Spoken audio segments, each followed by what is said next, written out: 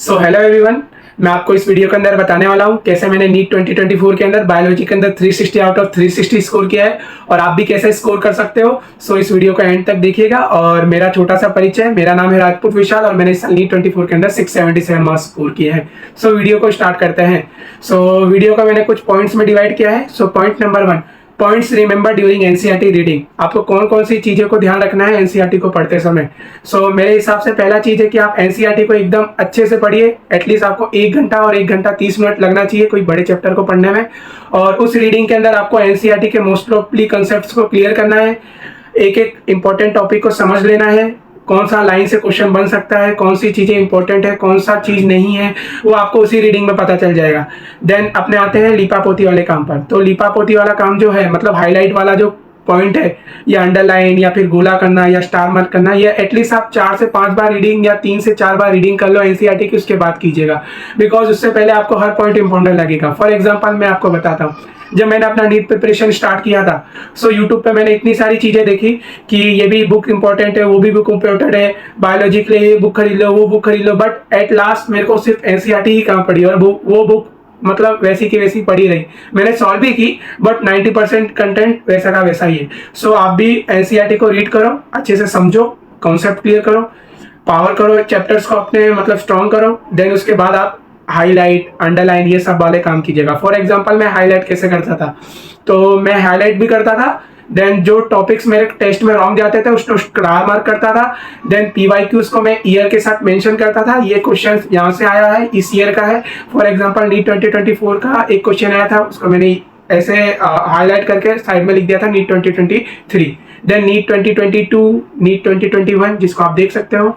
Then मैं star mark करता था या फिर गोला बना देता था। फॉर एग्जांपल स्टार मार्क में उन टॉपिक को करता था जो मेरे टेस्ट में रॉन्ग जाते थे और वो टॉपिक इंपॉर्टेंट होते थे जो कि मैं नेक्स्ट टाइम रीडिंग करूँ तो मुझे तुरंत पता चल जाए। देन मैं गोला पाड़ देता था। फॉर एग्जांपल कोई पैराग्राफ में सिर्फ एक वर्ड ही इंपॉर्टेंट है और वो वर्ड के ऊपर एक स्टेटमेंट बन सकता है और उसको अगर हम चेंज करते तो क्वेश्चन रॉन्ग भी जा सकता है और राइट भी जा सकता है। सो इसके हिसाब से मैं रीडिंग देखता था। तो ये आपको कम से कम 3-4 रीडिंग के बाद ही पता चलेगा कि ये टॉपिक ऐसा है, ये पॉइंट इंपॉर्टेंट है, ये पॉइंट इंपॉर्टेंट नहीं है। सो ये आपको ध्यान रखने का है एनसीईआरटी रीडिंग के अंदर।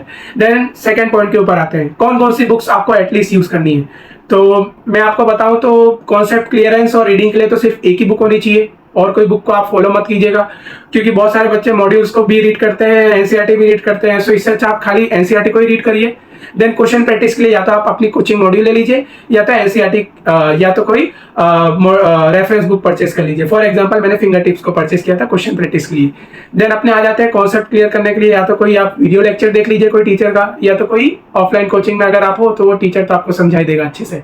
उसके बाद आ जाते हैं अपने थर्ड पॉइंट के ऊपर। सो थर्ड पॉइंट ये है कि आपको एटलीस्ट 15 से 20 मिनट या फिर सोने से पहले आपने जो चैप्टर किया है उसको आप मन में सोचिए।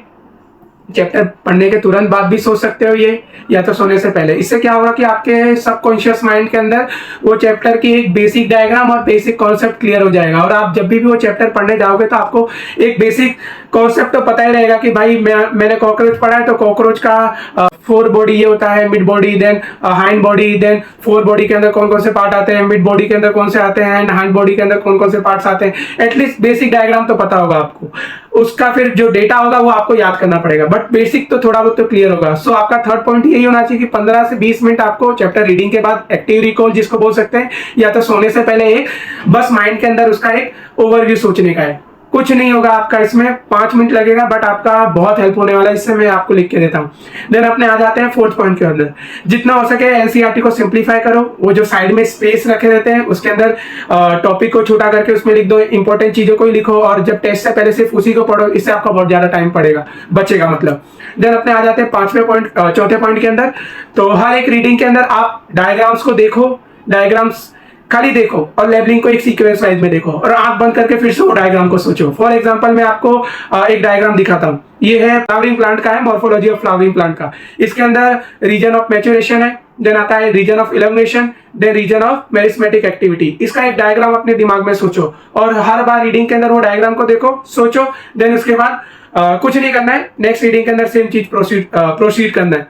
आपको पता नहीं चलेगा बट नीट के अंदर 90% डायग्राम्स आपको याद रहेंगे विद लेबलिंग्स के साथ। सो आप ऐसे कर सकते हो जो कि मैं करता था, आप भी करोगे, आपको बहुत बेनिफिशियल होगा। ये छोटे छोटे स्टेप बाद में जाके बहुत बड़ी चीजों में कन्वर्ट हो जाते हैं। आपने ये तो सुना ही होगा ना किसी बड़े बुजुर्गों के मुंह से कि छोटे छोटे एफर्ट जो होते हैं वही बाद में एक सक्सेसफुल मिशन के अंदर हेल्प करते हैं। सो मैं भी आपको यही बोलूंगा कि बूंद बूंद से घड़ा भरता है। आपने ये तो इजी सबने सुना होगा।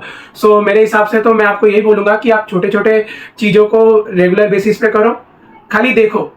मैं तो ये बोलता हूँ कम से कम उसकी इमेज आपके दिमाग में थोड़ी दिन तो सेट रहेगी, और आपका जब लास्ट 1-2 मंथ होगा तो आपको ऑलमोस्ट सारी चीजें याद रहेंगी। डायग्राम्स को भी ऐसे ही याद करना होता है, बट लोगों को समझ नहीं आता है कि कैसे याद करें, और आखिरी में वो लोग बना बना के करते हैं। इससे अच्छा आप उसको देखो, मन में सोचो कि पहले ये आएगा, देन ये सीक्वेंस अरेंज कर लो माइंड में, खाली उसका इमेज ही तो सोचना है, उसमें कौन सा टाइम वेस्ट होने वाला है। सो आप ऐसे करके डायग्राम्स को इजी वे में कर सकते हो। फिर नेक्स्ट पॉइंट के ऊपर आते हैं अपने। तो आपको शॉर्ट नोट्स बनाने, या शॉर्ट नोट्स किस वे में बनाने के हैं आपको मैं ये बता देता हूँ। तो वो शॉर्ट नोट्स के अंदर खाली साइंटिस्ट के नेम रखो, और इंपॉर्टेंट डेट्स होती हैं उसको रखो। For example Alexander Fleming antibiotic discover किया था, किससे डिस्कवर किया था? Penicillium notatum. बस यही रखो। देन उसके बाद डेट्स को कैसे रखने का, तो डेट्स फॉर एग्जांपल 2006 या 2003 में ह्यूमन जीनोम प्रोजेक्ट पूरा हुआ था। 2006 के अंदर क्रोमोसोम का पूरा डिकोड पूरा हो गया था, क्रोमोसोम नंबर 1 का। सो आप ऐसे करके छोटे छोटे डेट्स को आप शॉर्ट नोट्स बनाओ और इसको रेगुलर बेसिस पे याद करो, तो आपको इसमें भी दिक्कत नहीं आएगी। और मैंने आपको पहले ही बता दिया बूंद बूंद से घड़ा भरता है, तो आपको ये तो देखने को मिल ही जाएगा जब आपका प्रिपरेशन एंड हो जाएगा, और आप जब सिलेक्ट हो गए होगे तो आपको ये अपने आप याद दिलाएगा कि भाई किसी ने बोला था ऐसे करोगे तो हो जाएगा। अपने आ जाते हैं नेक्स्ट पॉइंट के ऊपर। टेस्ट के अंदर 2 सेक्शन होते हैं, सेक्शन ए और सेक्शन बी। सेक्शन बी के अंदर 5 क्वेश्चन छोड़ते हैं, बट मेरा एडवाइस रहेगा कि आप वो 5 क्वेश्चन को मत छोड़ो, क्योंकि अगर आप वो 5 क्वेश्चन छोड़ रहे हो तो आपको पता तो होगा ना क्यों छोड़ रहे हो। या तो आपने उसके लेंथ देख के छोड़ा है, या तो आपको कॉन्सेप्ट नहीं आता है, या तो आपका वो टॉपिक वीक है, सिंपल। सो मेरे हिसाब से वो 5 क्वेश्चंस को ही अटेम्प्ट करो, बिकॉज अगर वो रॉन्ग जाएंगे तो आपके अंदर मेंटल प्रेशर बनेगा कि ये क्वेश्चन रॉन्ग गया मेरा, क्यों रॉन्ग गया। उसका आप क्यूरियोसिटी आएगी आपके अंदर कि भाई मैं इसको रिवाइज करता हूँ, एटलीस्ट वो टॉपिक को देखता हूँ, उसको स्ट्रॉन्ग करता हूँ, नेक्स्ट टेस्ट के अंदर वो टॉपिक रॉन्ग ना जाए, और आपको पता नहीं चलेगा। आपको मैं एक डेटा बताता हूँ। फॉर एग्जाम्पल मैंने 100 टेस्ट दिए थे नीट से पहले 2 महीने के अंदर। सो वो 100 टेस्ट के अंदर सेक्शन ए और सेक्शन बी, सिर्फ बायोलॉजी का देखता हूँ तो बायोलॉजी के अंदर 10 क्वेश्चन होते हैं जो सेक्शन बी के अंदर स्किप वाले होते हैं। 100 × 10 1000 क्वेश्चन। किसी ने सोचा भी नहीं होगा कि ये 1000 क्वेश्चन में से 3-4 क्वेश्चन नीट के अंदर पूछे भी जा सकते हैं, जो कि होता ही है भाई, कॉमन है कि 1000 क्वेश्चन या 10,000 क्वेश्चन करोगे तो एटलीस्ट 10-15 क्वेश्चन तो रिपीट होंगे ही नीट के अंदर। सो आप उन क्वेश्चंस को दो, क्या पता वो नीट के अंदर पूछे जा सके। और एटलीस्ट अगर देते नहीं हो तो कम से कम देखो जरूर उसको आखिरी में टेस्ट देने के बाद, क्योंकि वो बहुत बड़ा डिफरेंस क्रिएट कर देगा आपके और टॉप एक एवरेज स्टूडेंट के बीच में। यही गलतियां नहीं करनी होती हैं जो कि मैं आपको टेस्ट के अंदर बता रहा हूँ। और टेस्ट हमेशा बायोलॉजी, केमिस्ट्री, फिजिक्स के अकॉर्डिंग सॉल्व करो। देन अपने आ जाते हैं नेक्स्ट पॉइंट के ऊपर। तो नेक्स्ट पॉइंट है कि आपका प्रायोरिटाइजेशन। हर चैप्टर्स को प्रायोरिटाइज करो। हार्ड चैप्टर्स को इस सेक्शन में रखो, मीडियम, इजी। हार्ड के अंदर molecular biology, genetics like chapters, medium के अंदर animal kingdom, plant kingdom, then easy chapter के अंदर माइक्रोब्स, ये रिप्रोडक्टिव हेल्थ। ये अपने अकॉर्डिंग आप करना। ये तो मैंने खाली आपको एक बेसिक स्ट्रक्चर बताया, और किस चैप्टर को कितना समय देना है पढ़ने के लिए वो भी आप ही डिसाइड कीजिए, बिकॉज आपसे अच्छा कोई नहीं डिसाइड कर सकता। बट इतना समय भी मत दीजिएगा कि आपको सिर्फ बायोलॉजी में ही टाइम चला गया। फॉर एग्जांपल लास्ट के 1-2 मंथ में आपको एटलीस्ट 15-20 मिनट के अंदर चैप्टर यू रिवाइज हो जाना चाहिए। कोई भी चैप्टर हो, बड़ा सा बड़ा ही क्यों ना हो, छोटा से छोटा ही।